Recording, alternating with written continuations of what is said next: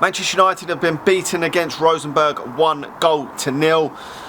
Not a very good performance from Manchester United, but it was expected with a heavily young side for Manchester United. Not much experience in there, and Rosenborg are much further ahead with their pre-season. They've played a number of games now ahead of Manchester United. This is our first game back. I don't know if we played any training games in the training ground, I'm not too sure, but there was a number of absentees still away from the team, the likes of Lindelof, Ahmad, if Sancho's coming back I'm not too sure, but there's a number of players not available to Erik ten Hag, which made it even more difficult.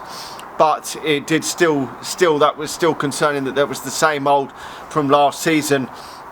But I mean, you can't expect much more from this game with that side out there, to be honest. But just the football is just, I mean, that's 2 hours of your time complete and utterly wasted, because that was dog shit from Manchester United. But it is a bit understandable, given the lineups, two different lineups in each half, apart from the goalkeeper stayed the same.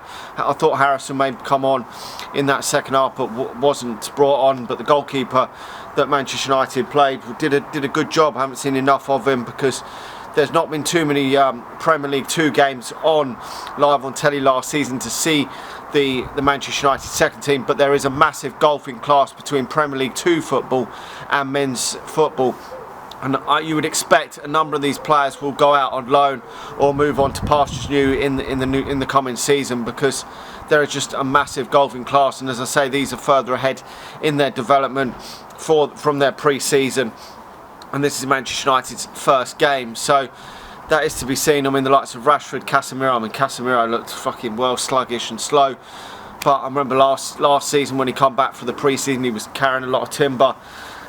I don't even think he's going to be there much longer. I mean, probably like Hannibal will move on as well for Manchester United. I know it was nice to see some younger players coming in the second half, the likes of Harry Amos and Jack Fletcher as well. I know Harry Amos got a lot of criticism for that second half showing, but we've got to remember he is only 17. He played very, very well for the under-18s last season, but it's a massive step up from the under. I wanted to see him given game time towards the end of last season. Maybe whether that would have done him the world of good, I'm not sure. But Manchester United were losing a lot of games towards the end of the season, and they weren't giving him any game time at all. I would like to have just seen him come off the bench a couple of times last season, just to bed him in, because he does look like a guy with real potential for Manchester United. Whether he can convert that under-18s football into men's football, it is always difficult. You don't know who's going to do that. You don't know which players are going to do that. You can see, we've seen down the years, a lot of promising players have come through the Manchester United ranks, and they haven't been able to turn the under-18s form or the Premier League 2 form into men's football, and they end up going on and having a career in the lower leagues, and that can happen. But we do know that Harry Amos is a massive prospect for Manchester United. He's probably not going to get a lot of game time this season. We do know that Manchester United have got obviously Luke Shaw and Malacia there. He only come on as a substitute in that second half, but still only 17, only turned 17 in March. So although he wasn't very good this evening, that is expected of him. It's his first outing, and a number of these players aren't even fit for Manchester United at this moment in time. And we've seen in the past in pre-seasons, a number of players have performed badly in pre-seasons because they're getting into the groove, and when you start going, you can't read too much into pre-seasons, put it that way. So it was just a run out for Manchester United to get the job done, get over the line of what was needed for Manchester United, and that was to get most players 45 minutes in the tank.